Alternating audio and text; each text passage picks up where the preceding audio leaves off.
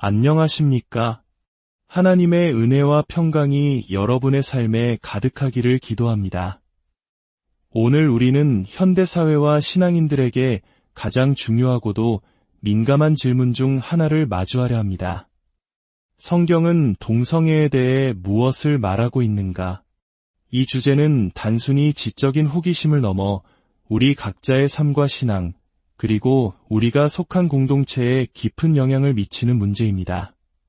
본격적인 말씀의 여정을 시작하기에 앞서 만약 이 말씀이 여러분의 마음에 울림을 준다면 좋아요와 공유를 통해 이 은혜가 더 많은 이들에게 흘러갈 수 있도록 도와주시길 부탁드립니다. 여러분의 작은 실천이 진리의 빛을 퍼뜨리는 귀한 도구가 될 것입니다. 하나님의 크신 축복이 함께 하시기를 바랍니다. 이 주제를 다룰 때 저는 제 앞에 그리고 온라인 너머에 어떤 분들이 귀를 기울이고 계실지 깊이 생각하게 됩니다. 어떤 분들은 이미 성경의 가르침에 대한 확고한 신념을 가지고 더 깊은 이해를 구하기 위해 이 자리에 오셨을 것입니다.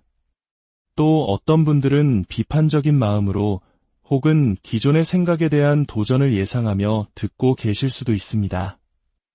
하지만 오늘 저는 특별히 마음속에 혼란을 느끼는 분들, 수많은 주장과 변화하는 세상 속에서 무엇이 옳은지 고민하며 갈림길에 서 계신 분들께 초점을 맞추고 싶습니다.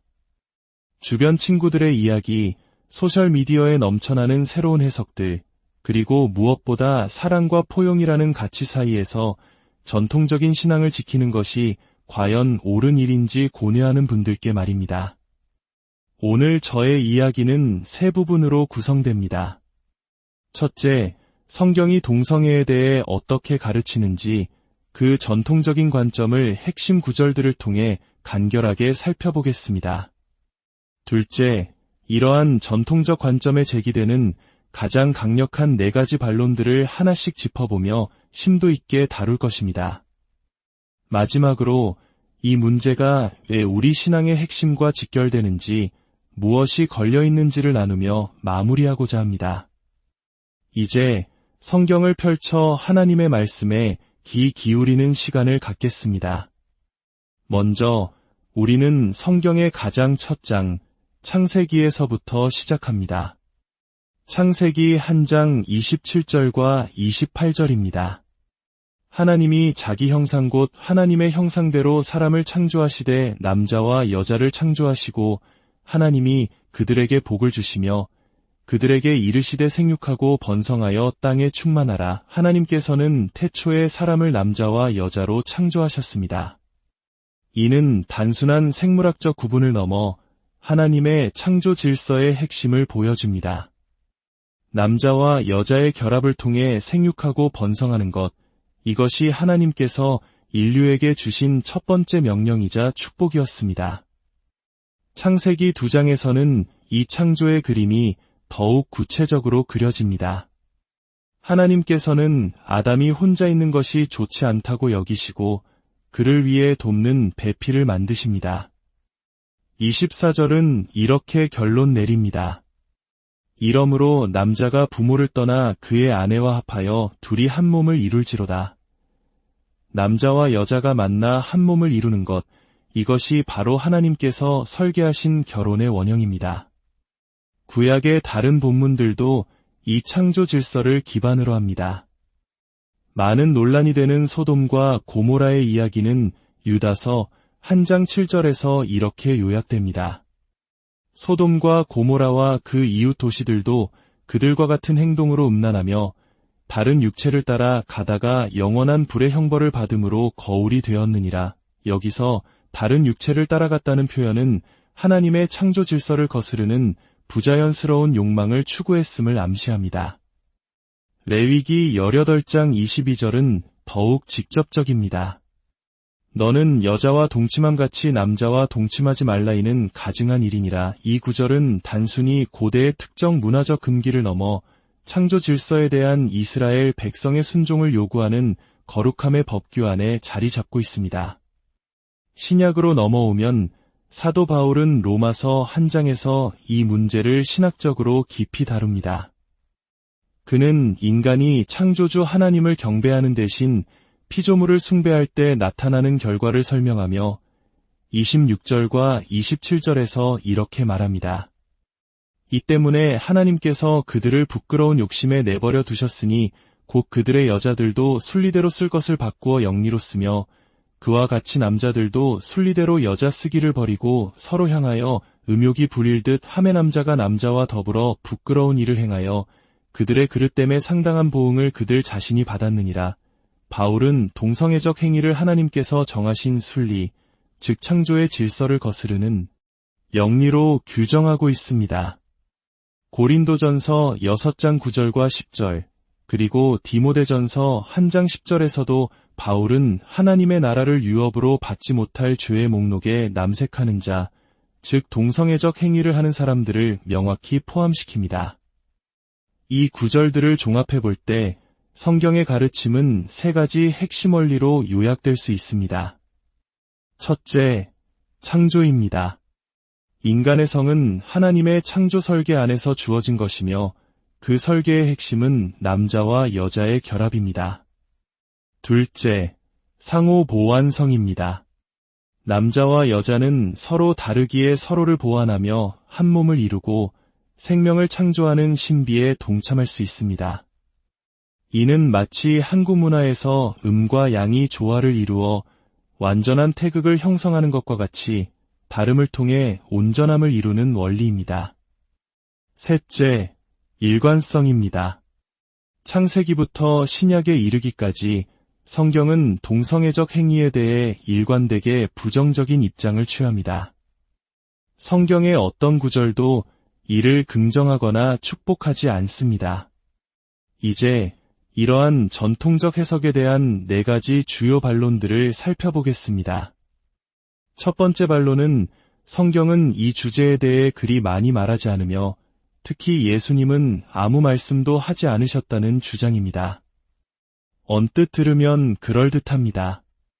성경 전체에서 동성애를 직접 언급하는 구절은 손에 꼽을 정도입니다. 하지만 성경이 어떤 주제에 대해 얼마나 많이 언급하는지가 그 중요성을 결정하는 유일한 척도는 아닙니다. 성경은 근친상간이나 수간에 대해서는 동성애보다 훨씬 더 적게 언급하지만 그렇다고 해서 그 죄가 가볍다고 말하는 사람은 없습니다. 성경이 동성애에 대해 비교적 적게 언급하는 이유는 당시 유대 사회와 초기 기독교 공동체 내에서 그것이 논쟁의 여지가 없는 명백한 죄로 여겨졌기 때문입니다. 아무도 그것을 옹호하지 않았기에 길게 설명할 필요가 없었던 것입니다. 오히려 당시 만연했던 우상숭배, 경제적 불애, 종교적 위선과 같은 죄들에 대해 선지자들과 사도들은 훨씬 더 많은 목소리를 내야 했습니다. 예수님은 침묵하셨다는 주장 역시 정확하지 않습니다. 마태복음 19장에서 예수님은 결혼에 대한 질문을 받으셨을 때 창세기 1장과 2장을 직접 인용하시며 창조 때로부터 사람을 남자와 여자로 지으시고 둘이 한 몸이 될지니라고 말씀하셨습니다. 이는 결혼에 대한 하나님의 창조 질서를 명확하게 재확인하신 것입니다. 또한 마가복음 7장에서 예수님은 사람의 마음에서 나오는 악한 것들의 목록을 나열하시며 음란을 언급하셨습니다. 이 포르네이아라는 헬라어 단어는 결혼 관계 밖에서 일어나는 모든 종류의 성적인 죄를 포괄하는 용어였으며 당시 유대인들에게는 당연히 레위기에서 금지한 동성애적 행위도 포함되었습니다. 예수님께서는 굳이 하나하나 열거할 필요 없이 음란이라는 단어 하나로 당시 청중들이 모두 이해하는 성적 거룩함의 기준을 말씀하신 것입니다. 두 번째 반론은 성경이 비판한 것은 고대의 착취적인 관계이지 오늘날 우리가 이야기하는 헌신적이고 사랑에 기반한 동성관계가 아니라 라는 주장입니다. 이 주장은 성경이 쓰여진 시대에는 성인 남성이 어린 소년을 성적으로 착취하는 소년의 나, 주인과 노예 사이의 강압적인 관계만이 존재했다는 전제에 기반합니다. 하지만 역사적 연구는 이러한 주장이 사실과 다름을 보여줍니다. 첫째, 로마서 한 장에서 바울은 서로 향하여 음욕이 불일듯 하매라고 말하며 상호간의 열정적인 욕망을 묘사합니다. 이는 일방적인 착취가 아닌 양방향의 감정적 끌림을 전제하고 있습니다. 또한 여성 간의 동성애를 언급한 것은 이 주장을 더욱 약화시킵니다. 고대 사회에서 여성 간의 착취적 동성관계는 거의 기록된 바가 없기 때문입니다. 둘째, 사도 바울이 고린도전서와 디모데전서에서 사용한 남색하는 자를 의미하는 헬라어 단어 아르세노코이타이는 바울이 직접 만든 신조어에 가깝습니다. 이 단어는 구약 성경의 헬라어 번역본인 72력의 레위기 18장과 20장에 나오는 남자와 눕다라는 단어를 결합한 것입니다. 이는 바울이 레위기에서 금지한 바로 그 행위, 즉 남자가 남자와 더불어 눕는 모든 종류의 동성애적 행위를 염두에 두고 있었음을 명확히 보여줍니다. 셋째, 동성애를 지지하는 입장에 있는 저명한 학자들조차도 이 역사적 주장에 동의하지 않습니다. 예일 대학의 존 보스웰이나 시카고 대학의 버나데 브루텐 같은 학자들은 고대 그리스 로마 세계의 오늘날 우리가 생각하는 것과 유사한 성인 간의 합의에 의한 장기적이고 헌신적인 동성관계가 분명히 존재했다고 인정합니다. 그들은 바울이 이러한 관계를 몰랐던 것이 아니라 그 모든 형태의 동성애적 관계를 하나님의 창조 질서를 거스르는 부자연스러운 것으로 보고 정죄했다고 해석합니다. 따라서 성경의 비판이 특정 형태의 나쁜 동성애에만 국한되었다는 주장은 역사적 근거가 희박합니다. 세 번째 반론은 이 문제는 그리 심각한 사안이 아니며 세례 방식이나 종말론처럼 서로의 의견을 존중하며 동의하지 않기로 동의할 수 있는 문제가 아닌가? 라는 질문입니다. 우리는 교회 안에서 모든 문제에 대해 동일한 의견을 가질 필요는 없습니다. 하지만 성적 도덕의 문제는 결코 부차적인 사안이 아닙니다. 신약 성경에 등장하는 최소 8개의 죄의 목록을 살펴보면 성적 부도덕은 거의 모든 목록에 포함되어 있으며 대부분 가장 앞자리에 위치합니다. 이는 초대교회가 성적 순결을 그리스도인의 삶에서 얼마나 중요하게 여겼는지를 보여줍니다. 이것은 동성애가 다른 어떤 죄보다 더 끔찍한 최고의 죄라는 의미가 아닙니다. 그러나 성경이 명백하게 죄라고 규정한 행위를 죄가 아닐 수도 있다고 말하는 것은 완전히 다른 차원의 문제입니다. 이는 단순히 의견 차이가 아니라 하나님의 말씀을 따를 것인가 아니면 세상의 가치를 따를 것인가의 문제입니다. 만약 우리가 사랑하는 마음으로 하는 것이라면 괜찮다는 논리를 받아들인다면 그 논리는 어디에서 멈출 수 있을까요? 예수님께서는 요한계시록에서 두아디라 교회에 이렇게 경고하십니다. 내게 책망할 일이 있노라. 자칭 선지자라 하는 여자 이세벨을 내가 용납함이니 그가 내 종들을 가르쳐 꿰어 행음하게 하고, 여기서 문제는 교인들이 직접 죄를 짓는 것뿐만 아니라 죄를 가르치고 조장하는 것을 용납하는 것이었습니다. 하나님의 말씀이 명확하게 가르치는 것에 대해 동의하지 않기로 동의하는 것은 겸손한 타협이 아니라 불순종에 대한 용납이 될 수 있습니다. 네 번째, 그리고 아마도 가장 감정적으로 호소력이 강한 반론은 타고난 성향을 거스르라고 요구하는 것은 불공평하다는 주장입니다. 이것은 정말로 마음 아픈 지점입니다. 많은 경우 동성에게 끌리는 감정은 스스로 선택한 것이 아니라 자신도 모르게 찾아온 강력한 성향임을 우리는 이해해야 합니다. 교회는 이러한 분들의 고통과 시름을 외면해서는 안 됩니다. 하지만 선택하지 않았다는 사실이 그 성향에 따른 모든 행동을 정당화하지는 않습니다. 우리 모두는 타락한 본성으로 인해 원치 않는 죄의 성향들을 가지고 태어납니다. 어떤 사람은 선천적으로 쉽게 분노하고 어떤 사람은 탐욕에 약하며 어떤 이성애자는 결혼관계 밖의 수많은 상대에게 끊임없이 성적 끌림을 느낍니다. 이러한 성향들이 자연스럽게 느껴진다고 해서 그것을 따르는 것이 하나님의 뜻은 아닙니다. 그리스도인으로 산다는 것은 예수 그리스도를 따라 자기 십자가를 지고 자기를 부인하는 삶을 의미합니다. 이것은 모든 신자에게 동일하게 요구되는 제자도입니다. 결혼하지 않은 이성애자에게 순결을 요구하는 것이 가혹하지 않다면 동성애 성향을 가진 이에게 순결을 요구하는 것 역시 마찬가지입니다. 오히려 교회는 독신으로 살아가는 모든 지체들이 외로움이나 소외감을 느끼지 않도록 혈연 가족을 넘어선 진정한 영적 가족 공동체를 만들어갈 책임을 다해야 합니다. 우리가 핵가족을 우상화하고 결혼만을 유일한 행복의 길처럼 여겨왔던 잘못을 회개해야 합니다. 예수님께서 말씀하신 좋은 열매는 내가 얼마나 만족스러운가, 내가 얼마나 행복한가가 기준이 아닙니다. 진정한 좋은 열매는 하늘에 계신 내 아버지의 뜻대로 행하는 것입니다. 때로는 나의 가장 강렬한 욕망을 거스르는 순종을 통해 가장 아름다운 열매가 맺히기도 합니다. 그렇다면 이 문제가 왜 이토록 중요한 것일까요? 여기에는 두 가지 핵심적인 가치가 걸려 있습니다. 첫째는 성경의 권위입니다. 동성애를 긍정하는 입장에 있는 신학자 루크 티모시 존스는 솔직하게 이렇게 고백합니다. 우리가 동성결혼이 거룩하고 선할 수 있다고 선언할 때 우리는 사실상 성경의 명백한 명령들을 거부하고 다른 권위에 호소하는 것임을 분명히 밝힐 필요가 있다. 그 다른 권위란 바로 우리 자신의 경험과 수많은 다른 사람들의 경험이다. 이것이 문제의 핵심입니다. 성경의 가르침이 내 경험과 충돌할 때 나는 무엇을 최종 권위로 삼을 것인가? 성경을 내 경험에 맞게 재해석할 것인가?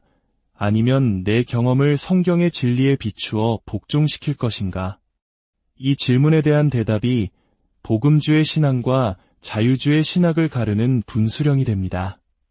둘째는 성경 전체를 관통하는 위대한 구원의 이야기, 즉 복음의 본질이 걸려 있습니다.